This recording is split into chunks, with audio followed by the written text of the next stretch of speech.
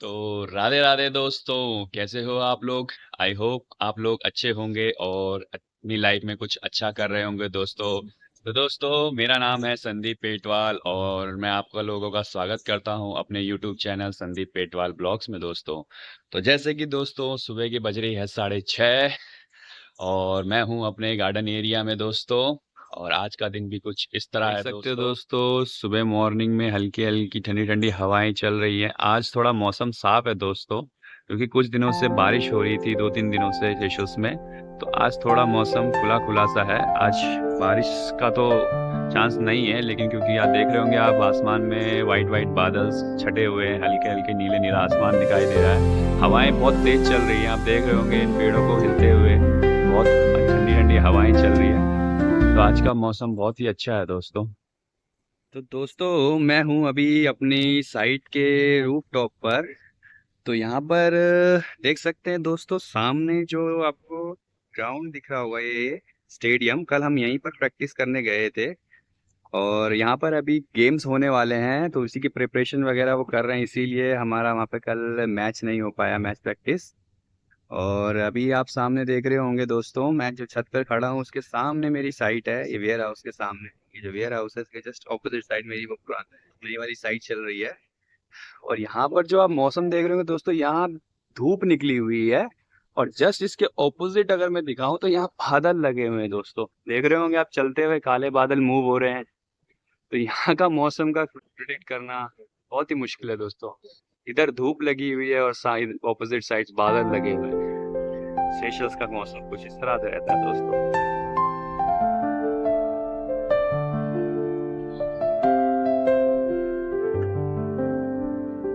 सामने देख रहे होंगे दोस्तों, विंड्स मिल लगी हुई हैं जो कि एक रिन्यूएबल एनर्जी जनरेट करते हैं। हवा से जो इनके ब्लेड्स है वो मूव होती है और एक जनरेटर को पावर देती है, जिससे बिजली उत्पन्न होती है दोस्तों। तो एक काफ़ी अच्छा रिन्यूएबल सोर्स ऑफ एनर्जी है दोस्तों, जो कि सेशल्स में बहुत ज़रूरी है टू इन्वायरमेंट को क्लीन रखने के लिए दोस्तों।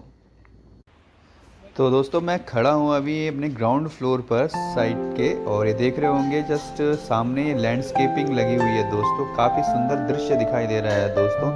बहुत ही ठंडी ठंडी हवाएं चल रही है, क्योंकि मौसम में काले काले बादल छाए हुए हैं। थोड़ी देर में भी बारिश हुई थी दोस्तों, तो उसके बाद जो मौसम का नज़ारा ये कुछ बदल गया है। तो दोस्तों, देख सकते हो जो फाउंटेन एरिया का रेनफोर्समेंट है फुटिंग का, वो भी बंद चुका है दोस्तों। आप देख रहे होंगे दोस्तों, मेरे सामने ये जो कॉलम्स है दोस्तों, 4 कॉलम्स आ रहे हैं यहाँ पर 200 बाई 400 के, वो भी हमने लगा दिए हैं, इनके सरिया डाल दिया है दोस्तों यहाँ पर। और फुटिंग की रेनफोर्समेंट भी हमने बांध दिया है दोस्तों। तो मे भी हम कल स्ट्रक्चर इंजीनियर को चेकिंग के लिए बुलाएंगे और परसों हम इसका कंक्रीट करेंगे दोस्तों। तो कार पार्किंग साइट पर भी हमारे कर्व स्टोन पहुंच चुके हैं दोस्तों। अभी एक्सकवेशन कंप्लीट तो नहीं हुआ है, लेकिन हमारा मटेरियल पहुंच गया है साइट पर। ये आपने देखे होंगे दोस्तों, जो फुटपाथ एरिया होता है वहां पर लगाए जाते हैं। और दोस्तों, जो वेयर हाउस साइट है वहाँ पर भी काम चालू है, वहाँ पर भी जेसीबी एक्सकवेट कर रहा है। और देख सकते हैं आप लोग, एक्सकवेशन चालू है। और सामने आप देख रहे होंगे दोस्तों, काले काले बादल भी लगे हुए हैं, हल्की फुल्की बारिश भी हुई है तो दोस्तों अभी। दोस्तों, यहाँ पर देख रहे होंगे, यहाँ पर ये हमें फाउंडेशन स्लैब मिली है एक सैटेलाइट की। पहले यहाँ पे एक सैटेलाइट था, तो उसकी ये फाउंडेशन बेस है। ये आप देख रहे होंगे, यहाँ से ऐसे एल शेप में ऐसे करके ऐसे एल शेप में है पूरी, और आगे भी है। तो ये देख रहे होंगे, ये ब्रेक करने के लिए हमें काफी टाइम लग रहा है दोस्तों, क्योंकि बहुत ही मोटी स्लैब है, कम से कम 500 अराउंड समथिंग इसकी थिकनेस है दोस्तों। तो जैसे कि एक्सकवेशन हमने किया तो हमें ये स्लैब मिली दोस्तों। तो अभी जैसे हमने अपना जो बीओक्यू वगैरह बनाया था, तो हमारे बीओक्यू में सिर्फ एक्सकवेशन का वर्क था, हमें कोई स्लैब को ब्रेक नहीं करना था। लेकिन यहाँ पे स्लैब मिली अनफॉर्चुनेटली। तो इस केस में हम क्या करते हैं दोस्तों, हम अपने जो पेमेंट एप्लीकेशंस होती है उसमें हम अपने डे वर्क को ऐड करते हैं। तो ये हमारा एक डे वर्क ऐड हो जाता है, इसका हमें एक्स्ट्रा पैसा क्लाइंट देता है, क्योंकि ये हमारे बीओक्यू के स्कोप में नहीं होता, इसलिए इसका क्लाइंट हमको एक्स्ट्रा पैसा पे करता है। तो इसे हम जितने दिन में हम इसको कंप्लीट कर पाएंगे, जितनी हमारी इसमें मैन पावर, जो भी हमारी मशीनरी लगी, जितना दिन उसका हम डे वर्क उनसे लेते हैं, उसका पैसा हम क्लाइंट से एक्स्ट्रा क्लेम करते हैं। बेसिकली क्या होता है दोस्तों, डे वर्क का मतलब होता है कि किसी भी काम को करने में हमें उसमें कितनी मैन पावर लगी, कौन सी मशीन्स कितनी लगी, तो उसका जितना भी पर डे का जो चार्जेस होता है दोस्तों, उसको हम ऐड करते हैं। सपोज़ करो हम ये स्लैब तोड़ते हैं और हमको इसमें ऑलमोस्ट 2 और 3 डेज़ लगते हैं, 3 डेज़ ऑलमोस्ट लगते हैं इसको ब्रेक करने में। और हमने इसमें मैन पावर लगाई अपनी 2 मैन पावर, हमारे पास जेसीबी, हमने इसमें एक्सकेवेटर लगाया और उसमें एक ऑपरेटर लगाया। तो सारा जो इनका पर डे का जो चार्जेस होता है दोस्तों, वो हम इसमें ऐड करते हैं और इसी को हम डे वर्क कहते हैं।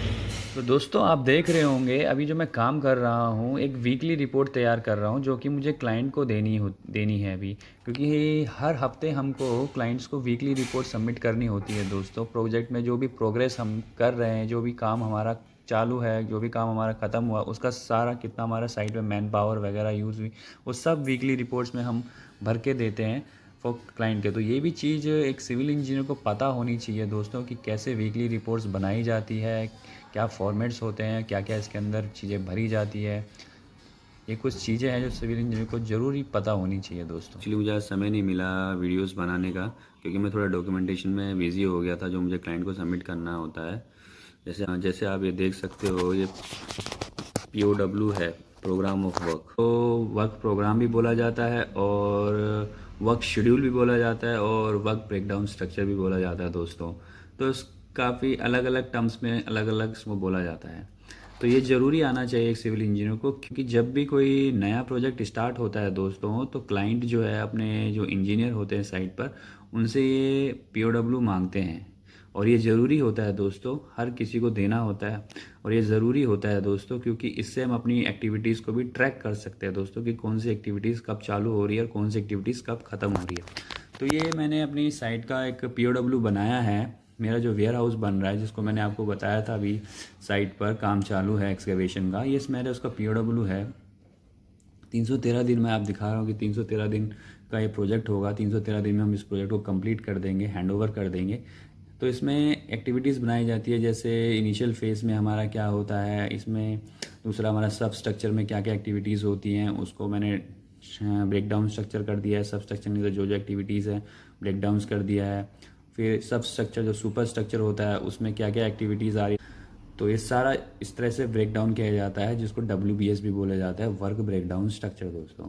और लास्ट में जैसे एक्सटर्नल वर्क हमारा क्या, ड्रेनेज वगैरह, जो भी हमारा मैनहोल्स वगैरह, इलेक्ट्रिकल फिटिंग्स या सेप्टिक टैंक्स, जो भी हमारा काम होता है एक्सटर्नल वर्क, वो एक्टिविटीज़ डाली जाती है। और लास्ट में स्नैगिंग वगैरह और हैंड ओवर वगैरह लास्ट में किया जाता है। तो आपके जस्ट सामने एक जैसे चार्ट टाइप का दिख रहा होगा, तो इसको गैंट चार्ट बोलते हैं दोस्तों। गैंट चार्ट क्या शो करता है, ये आपका ड्यूरेशन शो करता है।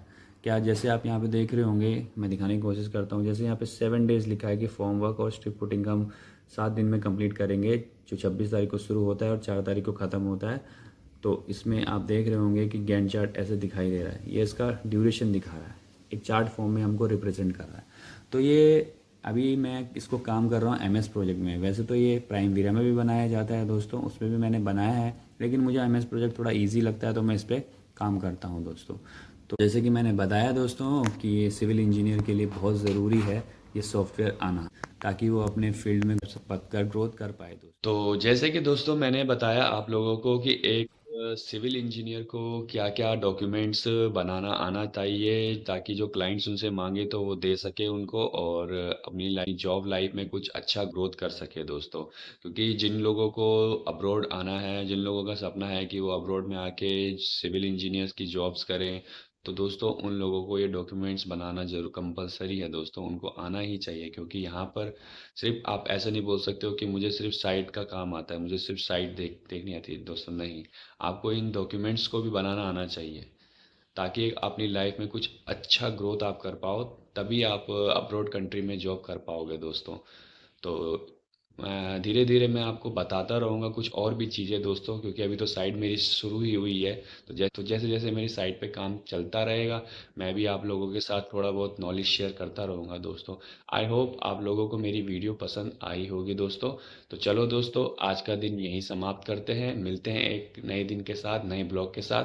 तब तक के लिए दोस्तों bye bye, and don't forget to subscribe my channel friend.